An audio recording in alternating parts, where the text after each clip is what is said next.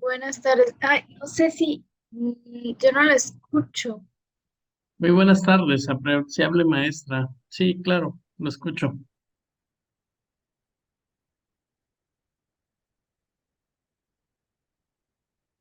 Bueno, vamos a dar comienzo a esta segunda sesión sincrónica con base al plan de estudios que nosotros tenemos, siendo el día de hoy, 20 de julio del 2023. Hoy vamos a hablar algo muy importante dentro de la unidad 3, la estructura como dimensión de los centros escolares. Para ello, nos vamos a enfocar muchísimo también referente a lo que hoy en día se le conoce como organización, la cual tiene ciertos objetivos primordial dentro de sus principios que lo rigen, ciertas características dentro de estas dimensiones en los centros escolares, pero también su estructura y la departamentalización. Hay ciertas diferenciaciones e integraciones, la cual nos llevan a una división del trabajo y la especialización con base a la jerarquía de autoridades, ciertos mecanismos de organización. Bueno, recordemos que toda organización o empresa o instituciones o departamentalización tienen un proceso del cual se constituyen mediante un organismo que siempre se desarrolla, que necesita ser organizada y sobre todo estructurada para que se puedan cumplir los objetivos propuestos. De igual manera, una organización tiene ciertas generalidades. Sin duda, la organización es la segunda etapa del proceso administrativo. Esto quiere decir que cualquier actividad en la institución, en cierta dimensión educativa, eh, antes de ser ejecutada, debe ser planeada y sobre todo organizada. Recordemos que la palabra organizar es la función que se encarga de agrupar todas aquellas actividades para lograr un cumplimiento. Cuando digo agrupar las actividades, involucra el proceso de reunir a las personas, asignación de recursos de trabajo, con el objetivo de tener una dirección, en este caso una autoridad, un jefe, un supervisor, y que la organización necesita tratar con personas, con organismos, relaciones de mando y responsabilidad para lograr la realización eficiente de las tareas y por ende cumplir con los objetivos propuestos en el proceso de planeación. El proceso de organización con base en la unión de personas se le puede asignar ciertos recursos. No olvidemos que los recursos son cuatro: el financiero, materiales, humanos y tecnológicos. Estos recursos nos llevarán ciertas responsabilidades para que estos objetivos sean alcanzados y los planes ejecutados, lo que se han establecido dentro de estos planes, puedan llevarse a cabo y sobre todo pueda definir cómo establecer o reformar una cosa que debe estar sujeta a ciertas partes que conforman la organización. Para estas partes también se le conoce como objetivos de la organización bajo esta dimensión. La organización también parte y forma de este proceso administrativo y que sirve como herramienta estratégica en las instituciones o departamentos para agrupar y estructurar todos los recursos necesarios para que esta organización o esta empresa o esta entidad o esta institución pueda funcionar eficientemente. Entre estos recursos tenemos personas, recursos físicos, financieros, que requieran para el cumplimiento y sobre todo también de la mejor manera posible llevar a cabo los objetivos planeados. Estos objetivos, con base a los planes, nos da 4 puntos importantes. Dentro de una estructura es poder agrupar adecuadamente a las personas dentro de esta organización para que se puedan desarrollar y llevar cada una de las actividades en conjuntos orientadas a cumplir las exigencias de los planes estratégicos de esta institución. El segundo objetivo es generar sinergia entre procesos de tal forma que cuando hablamos de sinergia es que se puedan realizar las actividades en armonía, cooperación, disciplina y responsabilidad. De igual manera, el poder distribuir eficientemente los recursos de la institución en los diferentes planes establecidos. El cuarto objetivo dentro de una estructura organizativa es poder definir adecuadamente las líneas de autoridad, ¿sí?, requerida para el óptimo funcionamiento de la dimensión o sobre todo de la institución.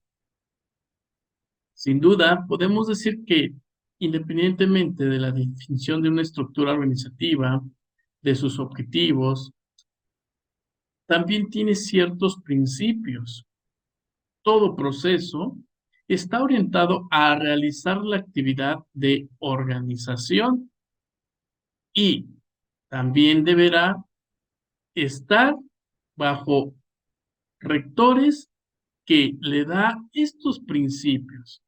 Uno de ellos es el principio de especialización, que forma parte también de la diferenciación y noción.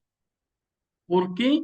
Porque dentro de los puestos de trabajo y departamentalización debe de estar al menos este rubro importante, ¿sí? Entonces, el primer principio es de la especialización. ¿A qué nos referimos con este principio? Es que se deben orientar los esfuerzos encaminados a definir con claridad las actitudes y aptitudes de los colaboradores, de los miembros de equipos o simplemente las personas que conforman esta especialización. Sin duda, también teniendo en cuenta que todos no somos buenos para todo, pero sí todos somos buenos para algo. Entonces, por tal motivo, la organización deberá fundamentarse en división del trabajo, lo que conlleva a que se asignen las tareas adecuadas a cada persona, conllevándonos a los que se conoce como la especialización, que de seguro incrementará los resultados en la ejecución de los planes o tareas y o actividades a realizar. El segundo principio dentro de esta dimensión, con base en la estructura en los centros escolares o instituciones, es el principio de la definición funcional. El trabajo que realiza cada persona, la actividad de cada organismo y las diferentes relaciones de autoridad y responsabilidad son situaciones que deben estar muy, pero muy bien definidos dentro de esta estructura, de forma escrita, en donde la organización utilice o por lo menos tenga el organigrama, la descripción de cargos, manual de funciones, para que se pueda aplicar este principio. Lo más importante es que debe estar claro cuál es la posición de cada una de las personas y también la conformación de la estructura de esta organización, de esta empresa, de esta institución, de estas estructuras con dimensiones escolares, de que cada uno de su nivel de responsabilidad tenga el desempeño y la realización de sus actividades. Entonces, no olvidemos, se basa muchísimo en el principio de la definición funcional. De igual manera, tenemos el tercer principio que se le conoce como igualdad de responsabilidad y autoridad. En este principio provee ciertas generalidades de una gestión en el cual define la autoridad como la capacidad que se tiene para dar órdenes y exigir obediencia de las mismas. Por otro lado, la responsabilidad es el deber de dar cuentas a algún superior sobre las eh, actividades realizadas o tareas encomendadas. Este principio también, referente a la igualdad, destaca que debe haber una correspondencia entre el volumen de autoridad y la responsabilidad atribuida a cada persona u organismo. Y el último principio es de gradación. Más que nada, este principio está orientado a que cada persona debe tener claro, saber a quién da cuentas y de quién debe recibir órdenes. Está relacionado con la línea directa de autoridad establecida en la institución. Otros autores, también uno de ellos, Hidalberto Chavaneto, nos dice que dentro de los 4 principios antes mencionados, eh, recordemos que el primer principio es la especialización, el segundo es funcional, el tercero es de responsabilidad y autoridad y el cuarto, gradación. Entonces, este autor contemporáneo y el más reciente, el que hoy en día en las instituciones ya se basa muchísimo dentro del desarrollo organizacional, y él pone un quinto principio más, y que todos nosotros lo conocemos, no es algo nuevo, pero forma parte dentro de esta estructura organizacional. Este autor contemporáneo nos dice que existe un principio quinto en el cual le da por nombre funciones de línea y de estado. Básicamente, este principio se define de la manera más clara posible, no solo en lo referido a la cantidad de autoridad que se ha dado a cada persona u organismo, sino también la naturaleza de la misma. Este principio está orientado a tener clara la diferencia entre autoridad de línea y de staff dentro de una institución. Se puede definir la función de línea a las actividades que están directamente relacionadas con los objetivos generales y principales de toda institución, en tanto que las funciones de línea de staff no están ligadas a los objetivos principales de la institución, pero sí sirven de apoyo cuando se requiera. Una vez que conocemos ya los principios, dentro de esta diferenciación con base a la dimensión, está la importancia de la organización. Todo proceso de una organización está dado por ser un activador y dinamizador de los planes diseñados, pero podemos citar otros aspectos que hacen que el proceso de organización aún sea mayor importante en ciertas instituciones. Esta importancia nos da 6 rubros de proceso. El primer rubro es: la organización permite precisar las actividades requeridas para cumplir los objetivos propuestos y también llevar a cabo ciertos planes de estrategia. Sin duda, también podemos decir que con base a ello, todas aquellas actividades permite que se agrupen o también se pueda distribuir eficientemente esas tareas y los recursos que cada institución tiene. La importancia dentro de esta organización es que se realizan y se pueden crear ciertos mecanismos adecuados para que haya procesos de delegación de autoridad, buscando mayor eficiencia en la realización de las tareas o actividades. Recordemos que la organización permite desarrollar destrezas y habilidades directivas, siempre y cuando tengamos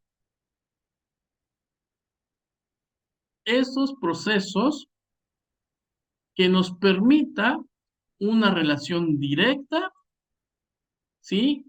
Para poder llevar a cabo y poder también desarrollar destrezas y habilidades directivas. Y por último, la organización permite la minimización de costos, puntos débiles, evita la duplicidad de funciones, superposición de esfuerzos y la ociosidad de la realización de aquellos procesos y actividades institucionales. Sin duda, entonces, podemos decir el grado de importancia de una organización. De igual manera, tiene ciertas características. ¿Por qué estas características con base a la organización? Y que lo va a hacer distintiva con esta noción, el que se pueda llevar cierta jerarquía de autoridad y mecanismos de coordinación. Ah, porque la organización es un proceso formal. Aquí se desarrollan un sinnúmero de tareas y actividades que realiza una o más personas, que son coordinadas para el logro de todos los objetivos. Es formal porque los miembros de la organización tienen disposición y voluntad, de cumplir con las exigencias frente a la responsabilidad adquirida por formar parte de esta institución. También la organización es un proceso. La eficacia se logra gracias al seguimiento de la serie de pasos ordenados. Y quiero dar a entender que sin ser inflexibles, garantizan el diseño de la estructura más adecuada para la institución. A eso se le conoce como organización mediante un proceso. Pero también está la organización que no es perfecta con base a su estructura, ¿sí? Por ser un proceso desarrollado por personas, está sujeto a errores, es decir, debe tener la capacidad de ajustarse a las nuevas necesidades de la institución, corregirse y dar nuevos rumbos al proceso de acuerdo a las exigencias requeridas. La organización no es un fin. A esta importancia también se le conoce como instrumento. Instrumento al servicio que todo gestor debe tener la habilidad para aplicarla eficientemente en la institución para que ahí se garantice la autoridad con base en el cumplimiento a través de la reactivación de los planes según sea el caso, según sea la estructura,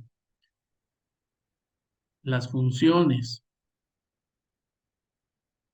Bueno, también podemos encontrar un punto fundamental dentro de diseño de puestos de trabajo y departamentalización. A esto se le conoce como el organigrama, ya que es la representación de toda organización, de toda institución, de toda empresa, de toda compañía, ya sea pública o privada, ya que representa los cargos y organismos en los cuales está constituida una institución, una empresa, una escuela, que están unidos entre sí por líneas que representan las relaciones de comunicación, ¿sí? Que más adelante estaremos abordando el tema de comunicación en la cuarta unidad. Una vez que nosotros conocemos ya el organigrama, nos da también cierta estructura organizacional. La palabra estructura es disposición u ordenación de las partes que conforman un sistema. ¿Qué es un sistema? Un sistema es un conjunto de información que se interrelacionan entre sí para cumplir los objetivos. También se puede decir que la estructura organizacional es la disposición u orden de los órganos a cargos que conforman una empresa, una compañía, una institución. Nosotros somos un sistema. Tenemos muchos elementos que se le conoce como órganos. Todo depende, cada elemento hace su función. Pero el elemento funcional e importante dentro de este sistema es nuestro corazón. Aquí se encarga de bombear, este motor bombea sangre para los demás elementos. De igual manera, la estructura organizacional lleva esos órganos que conforman cierta institución. Una unidad de mando, una autoridad y todas aquellas departamentos que harán cada una de estas funciones. En la actualidad existen dos tipos de estructuras organizacionales. La primera es estructura formal y la segunda, estructura informal. ¿Cuál es la estructura formal? Es la estructura legalmente constituida y aceptada por la dirección de la institución, la cual está compuesta por los cargos y cargos de la misma.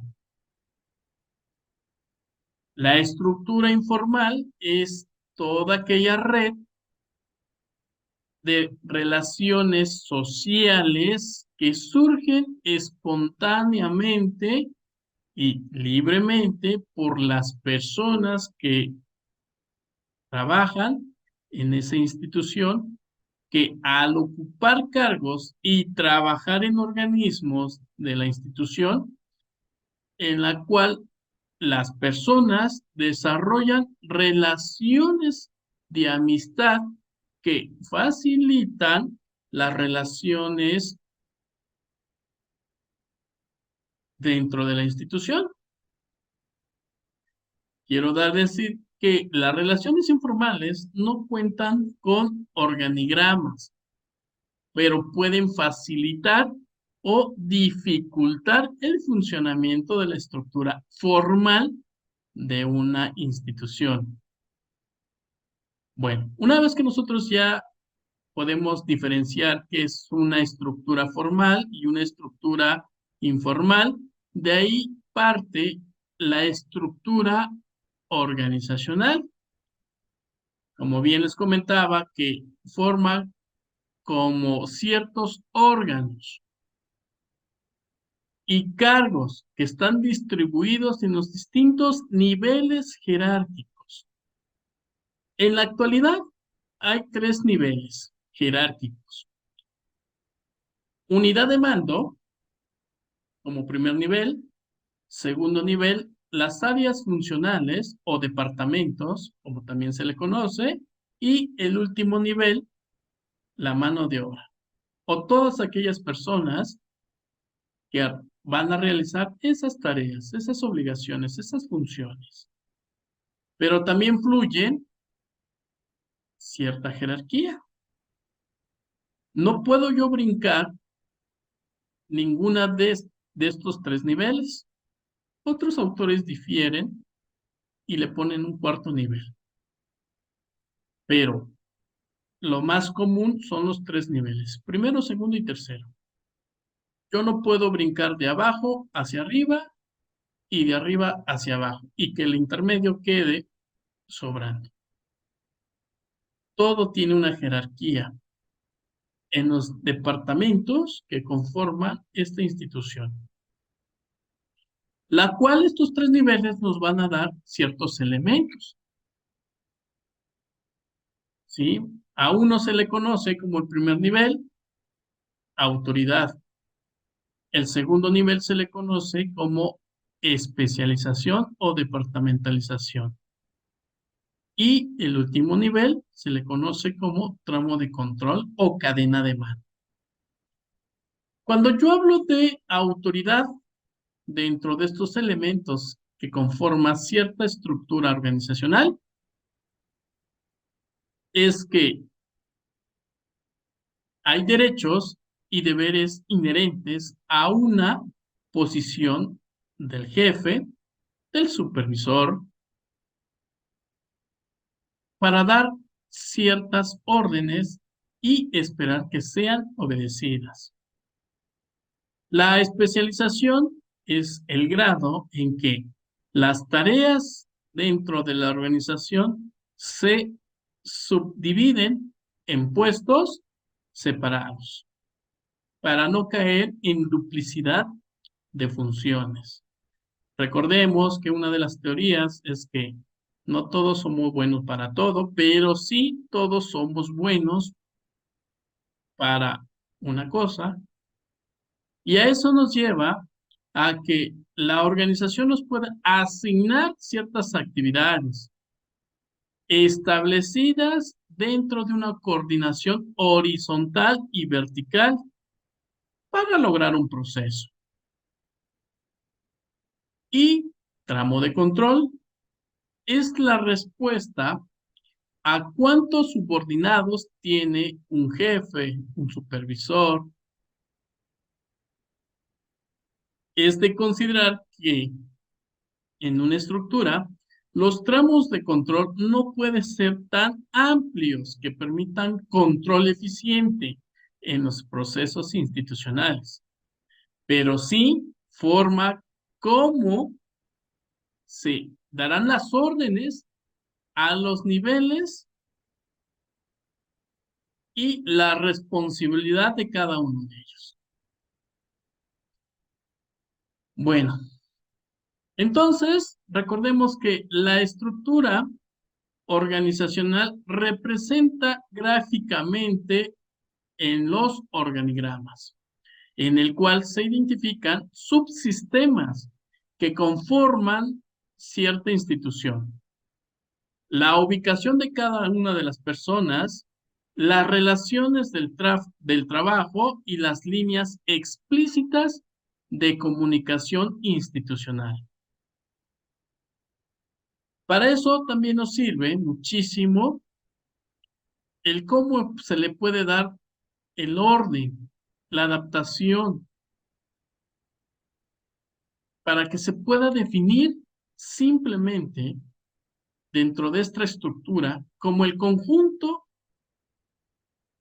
de todas las formas que se divide en el trabajo, las tareas distintas, consiguiendo luego la organización de las mismas.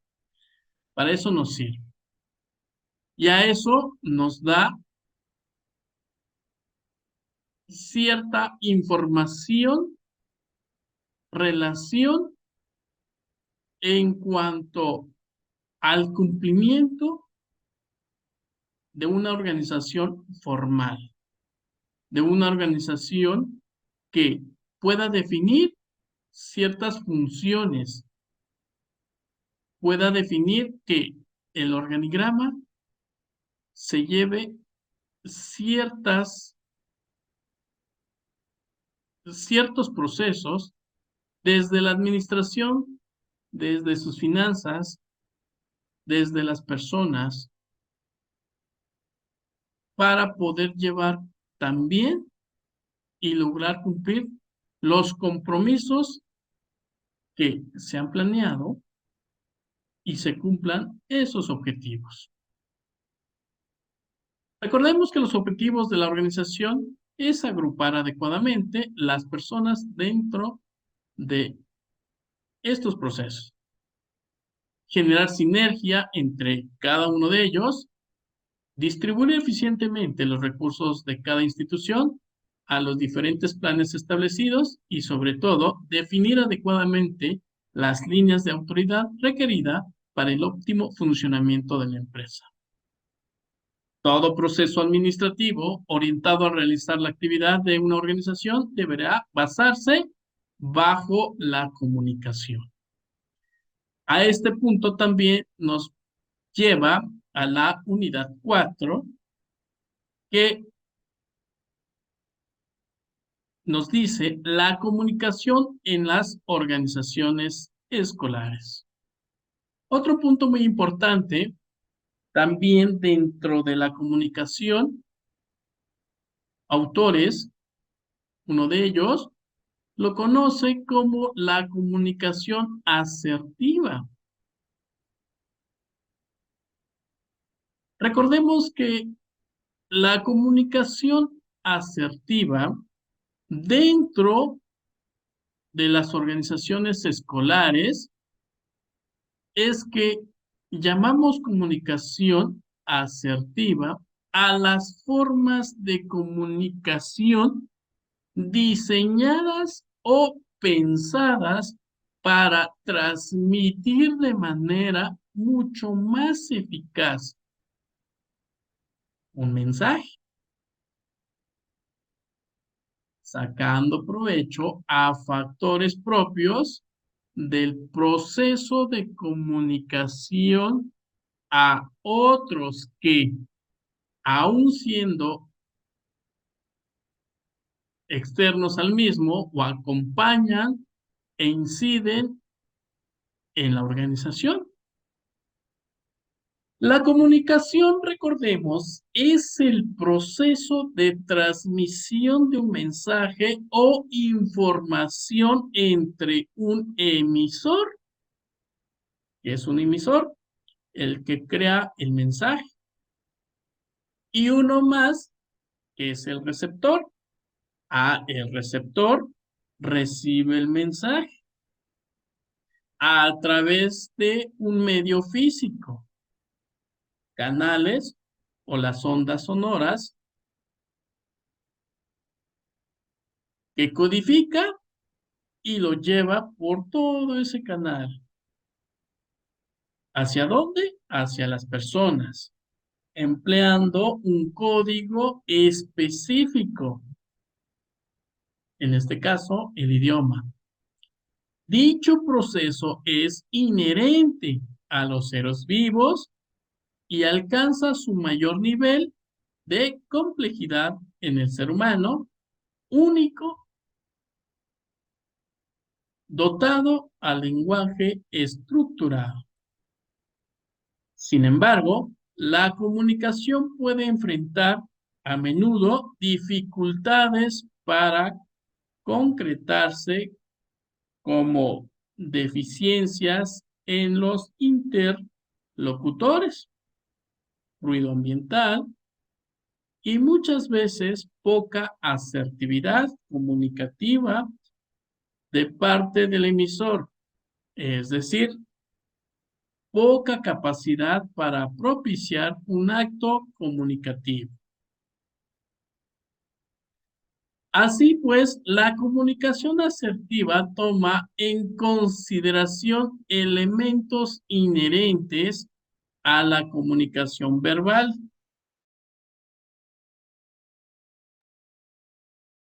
como pueden ser el tono de voz, el ritmo de habla, pero también otros aspectos como el lenguaje corporal para desarrollar cierta inteligencia comunicativa en el emisor que vaya en mejoría sustancial de su capacidad de dar o atender ese mensaje. La comunicación también deben tomar en cuenta una serie de elementos que la caracterizan y tienen que ver aspectos psicológicos, emotivos, pragmáticos en el acto comunicativo. La comunicación toma en cuenta ciertos principios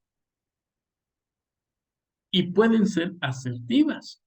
Una de ellas, la postura corporal. Un posicionamiento del cuerpo al hablar que sea abierto, franco, genera confianza en el interlocutor, transmite interés y sensibilidad. Mirar al otro al hablar es clave para ello, y a eso se le conoce como postura corporal. Otro elemento asertivo es la gestualidad. Los gestos hoy en día que acompañan el habla pueden jugar a favor o en contra, transmitiendo lo contrario o lo que decimos o distrayendo al escucha.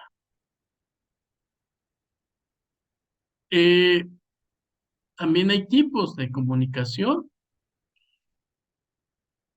A grandes rasgos podemos hablar de tres categorías de comunicación: verbal, no verbal y paraverbal. ¿Qué es la verbal?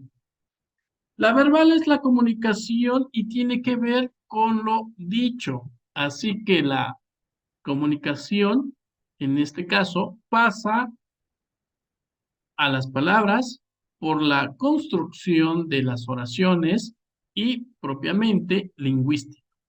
Lo que estamos haciendo ahorita. Esto es comunicación verbal. La no verbal tiene que ver con los aspectos que rodean al lenguaje durante el acto comunicativo, que inciden en él, pero no tiene que ver con sus procesos lingüísticos. Aquí entra la función de la postura corporal, por ejemplo, o el lugar elegido para tener una conversación. Y la última comunicación es la paraverbal. No es muy común, pero es aquella que entre la verbal y no la verbal está como intermedia. Es decir, abarca los elementos que acompañan a la formulación del mensaje y que forman parte del hecho comunicativo. Es decir, el cómo se dice lo que se dice, el tono de voz, la articulación, el ritmo, son ejemplos de la paranormal. Eh, Unos ejemplos de comunicación, digamos, uno de ellos, un cliente o un alumno reclama algo, decide llevar a cabo y ser escuchado su reclamo con atención y seriedad, añadiendo pequeñas frases, acompañamiento que hagan saber que al maestro, porque no le entendió, o la actividad o la tarea a realizar, no fue muy clara. El alumno se expresa y le dice, maestro, maestra, no entiendo la actividad. ¿Podría explicármelo nuevamente? Aquí estamos utilizando una comunicación asertiva, porque le daremos una solución. De estos hay muchos más, pero también nos ayuda y forma parte de la comunicación. Toda institución también existen tres categorías. La comunicación descendente, ascendente y horizontal. La comunicación descendente, como su nombre lo indica, es de arriba hacia abajo. Horizontal de izquierda a derecha y derecha a izquierda. Y la ascendente de abajo hacia arriba, que también tiene que ver muchísimo dentro de su estructura institucional para poder transmitir, para poder dar ese conocimiento a las personas que nosotros queremos dar ese mensaje y que nosotros podamos dar esa postura a la transmisión y que también sea asertiva en forma clara y oportuna. Bueno, ¿algún comentario, apreciables maestras? Les agradezco el que me hayan escuchado. No sé si gustan hacer alguna aportación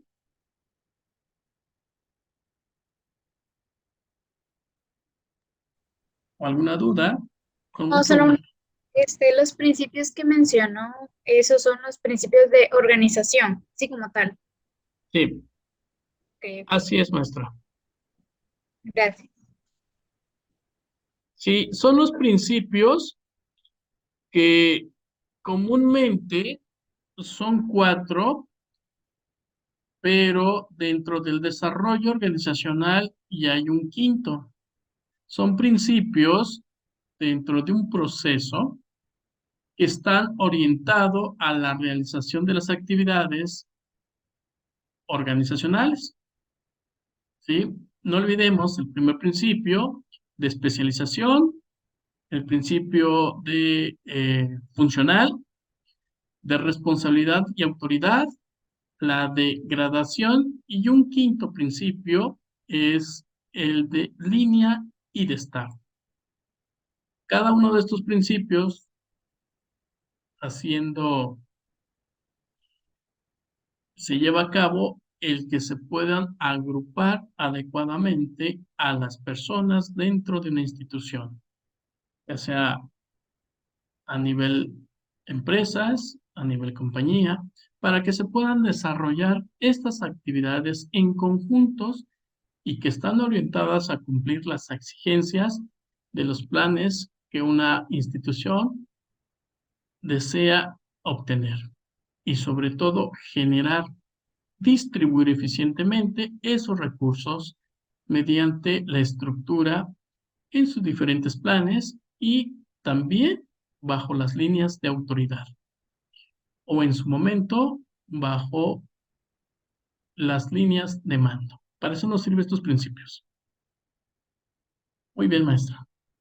Le recuerdo, para el día de mañana, pasado mañana, sábado 21, 22, estaremos entregando nuestra segunda actividad. Se basa en una investigación sobre los temas de la unidad 3, que tiene por nombre la estructura como dimensión de los centros escolares. Y del 22 al 29 de julio, nuestra última actividad, que son 2, en el cual es un ensayo y una presentación, un video explicativo con duración de 10 a 20 minutos. Si es más, no hay ningún problema, pero no debe de ser menos de 10 minutos. Dentro de una carpeta, y esa carpeta debe de contener los 2 archivos. No lo dejemos para el último día, ya que a veces pesa mucho el video o el tráfico de internet, a veces es lento y no nos pueda generar el link correspondiente de esta actividad. Si no hay otro comentario, otra duda, quedo a sus órdenes y en el transcurso del día de hoy o mañana, los links de las clases de estas sesiones grabadas los voy a compartir en el foro de actividad de comentarios, dudas y participaciones. Sin antes agradecerle su atención y participación. Que tenga una excelente y bendecida tarde-noche. Un Gracias, gusto, profe. un gusto estar con ustedes. Nos vemos y quedo a sus órdenes. Muchísimas gracias, maestra. Gracias. Hasta luego.